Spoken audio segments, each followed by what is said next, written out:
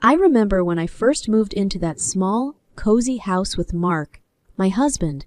It felt like a dream, surrounded by a little garden and just a stone's throw away from his parents, George and Helen.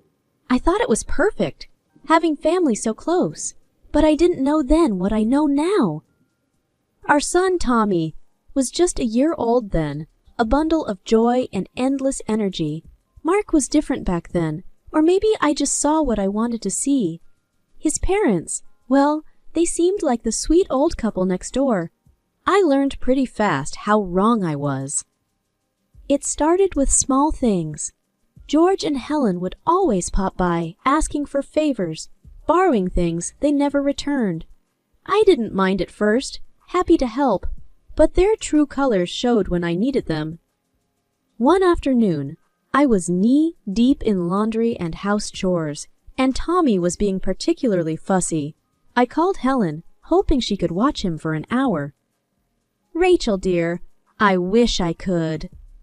Helen's voice had that fake sugary tone, but George and I are just so worn out. You know, with our age and all. I understood or tried to, but not long after, I saw them heading out, all spruced up for one of their shopping sprees. It stung, but what could I say? Mark wasn't any help either. One evening, I tried talking to him about it. "Mark, do you think your parents could help out a bit more with Tommy? They always say they're tired, but—" He cut me off, his voice sharp. "Rachel, they're old. They don't owe us babysitting. Besides, can't you manage? Why are you always so needy?" His words hit me like a slap. Was I being unreasonable? I couldn't even tell anymore. Then there was my mom, the sweetest woman who ran her own bakery. She had this knack for baking the most delicious buns and pastries. George and Helen found out about her bakery, and suddenly they were there all the time, smiling and chatting, sweet as honey. "Rachel, darling, your mother is a gem," Helen would gush, as they left with bags of free-baked goods. I remember telling my mom, "You don't have to give them so much for free, Mom." But she just smiled. "It's fine, dear. It's not that much." I wanted to believe that, to believe in the goodness of people. But something in me was starting to see the cracks in this picture. Perfect family setup. I just didn't know how deep those cracks went, not yet. A couple of years have passed. The rhythm of my life had become a relentless march of duties and unmet expectations. Every day was a repetition of the last.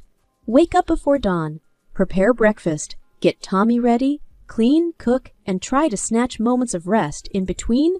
It was like being stuck in a whirlpool, spinning endlessly.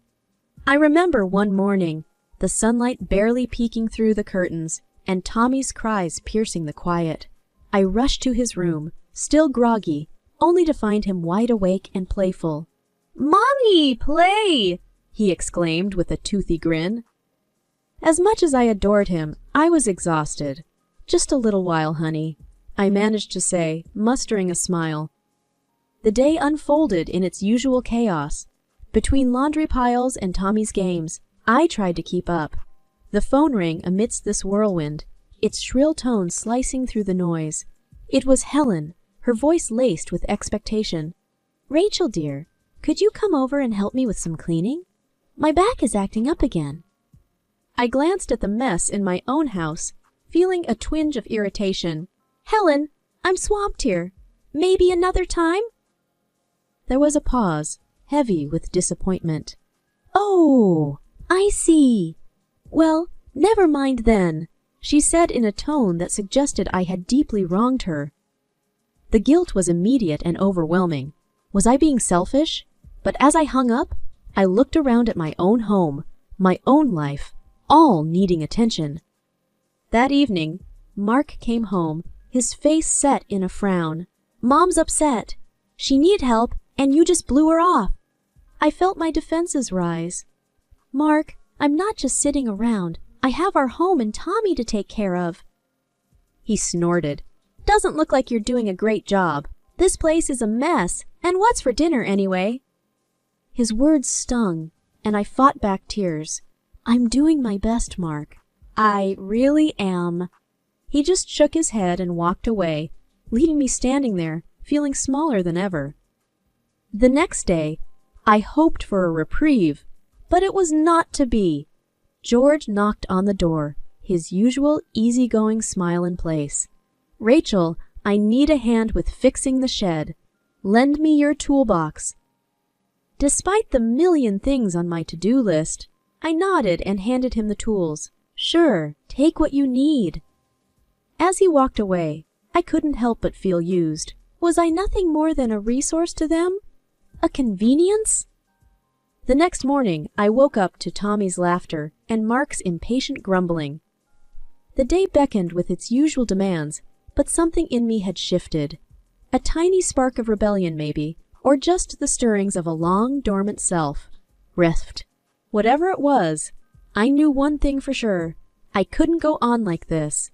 As I made breakfast, I decided I would start taking small steps towards my own dreams again. It wouldn't be easy, but I had to try. For Tommy, for myself. The day that broke me started like any other, but by the time the sun set, my world had shifted irreversibly. I was in the middle of wrestling with a mountain of laundry when my phone buzzed. The screen flashed an unknown number. "Hello?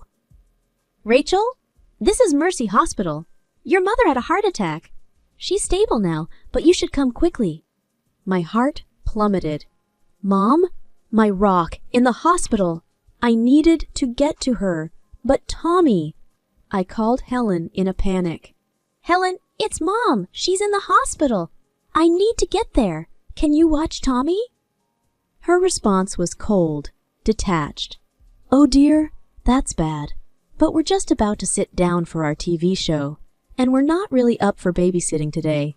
Unless, you could make it worth our while." "Worth your while? Helen, this is an emergency." "Well, $300 should cover it. We're missing our favorite show after all." I couldn't believe my ears.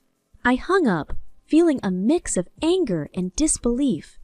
How could they be so heartless? I dialed Mark next, hoping for some support, some understanding. "Mark, Mom's in the hospital. I need to go. Your parents want $300 to watch Tommy." His reaction was like a slap in the face. "Rachel, stop overreacting. It's just a heart attack, and Mom and Dad have a point. Their time is valuable." Valuable?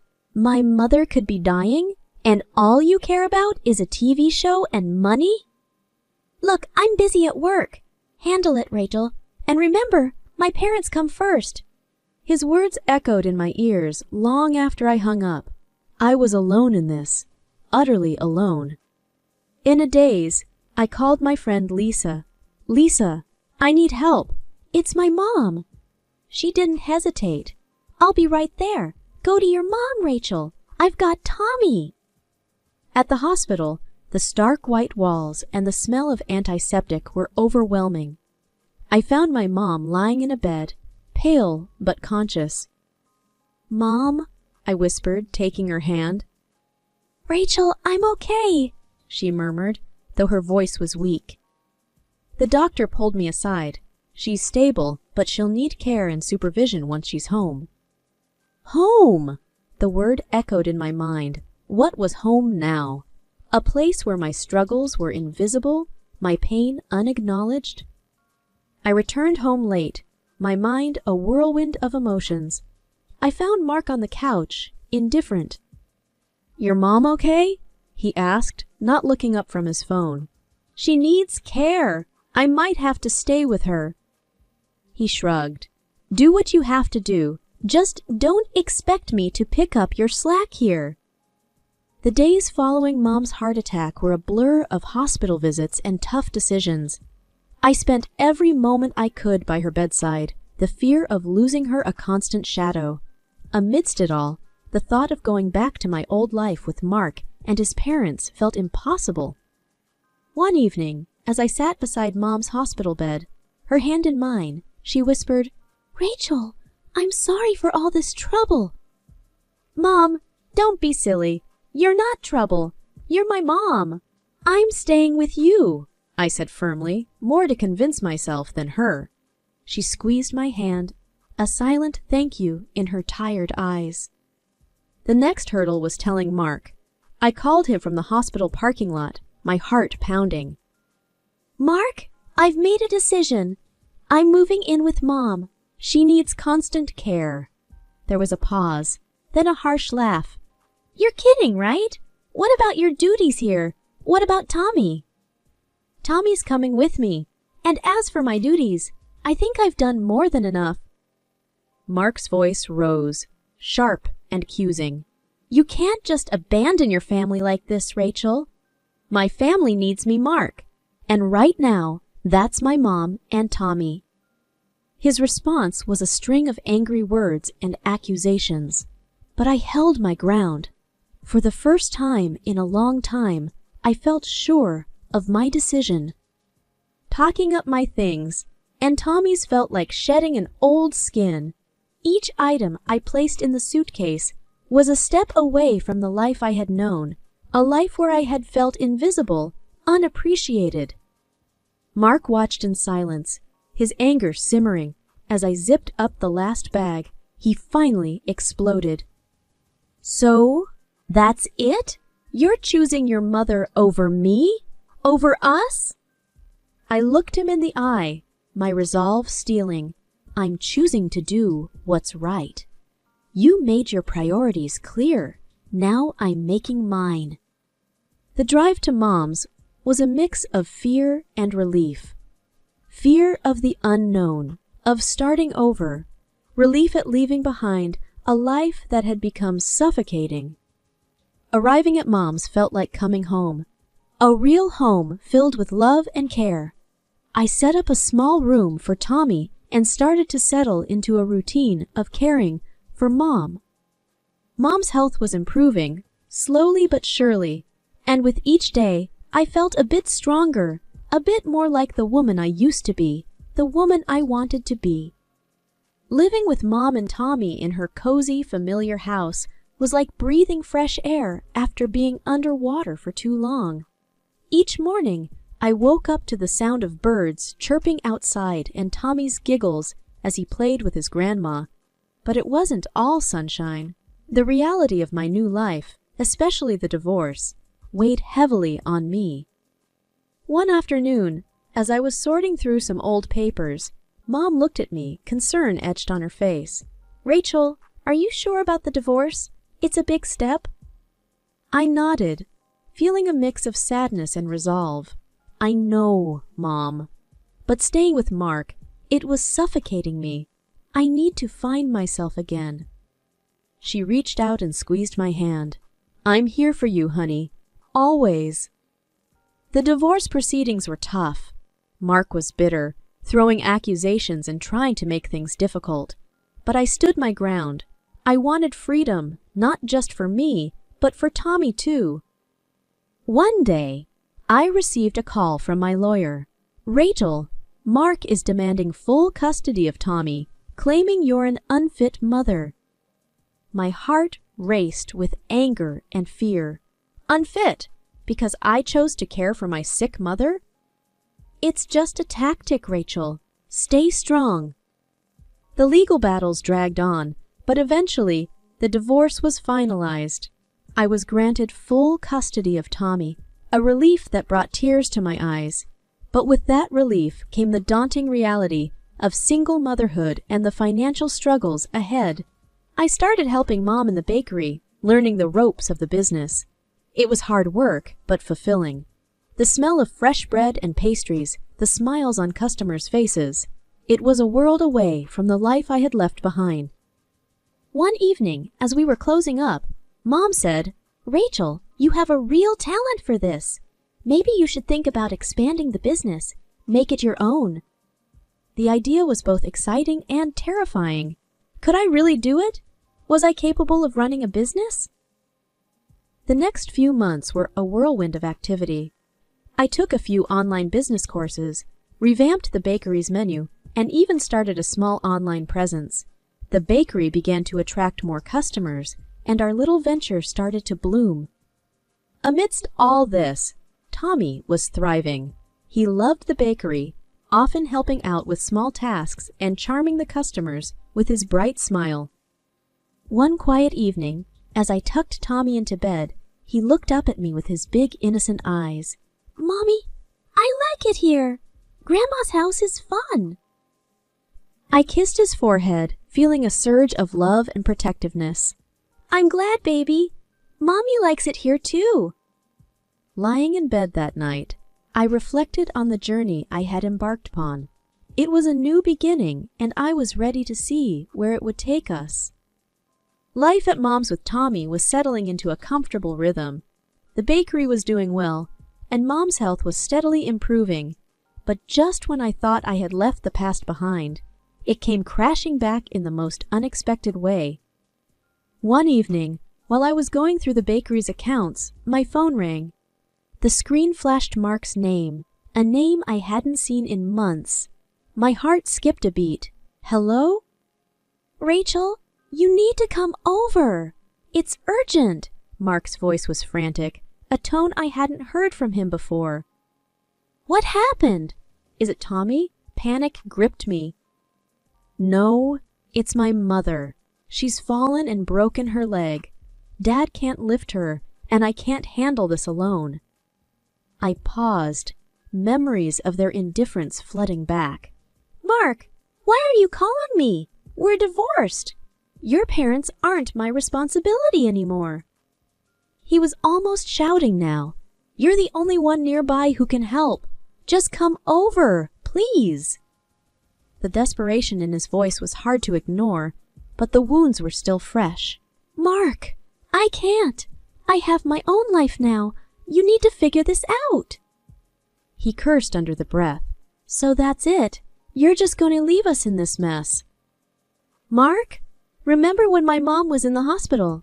Where were you and your parents then?" The line went silent for a moment. Then he hung up. I sat there, phone in hand, a mix of emotions swirling inside me. Guilt, anger, relief. It was a harsh reminder of the life I had walked away from. The next day, Lisa came by the bakery. "Heard about Mark's mom. You okay?"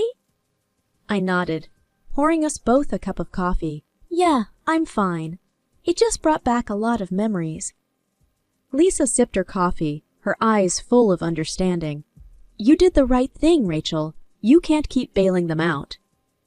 I knew she was right, but it didn't stop the nagging feeling in the back of my mind. Had I become as cold and uncaring as they were? Weeks passed, and life went on. I heard through the grapevine that Mark's parents were struggling with caregivers, but I kept my distance. I had my own life to live, my own battles to fight. One night, as I tucked Tommy into bed, he asked, "Mommy, why don't we see Daddy anymore?"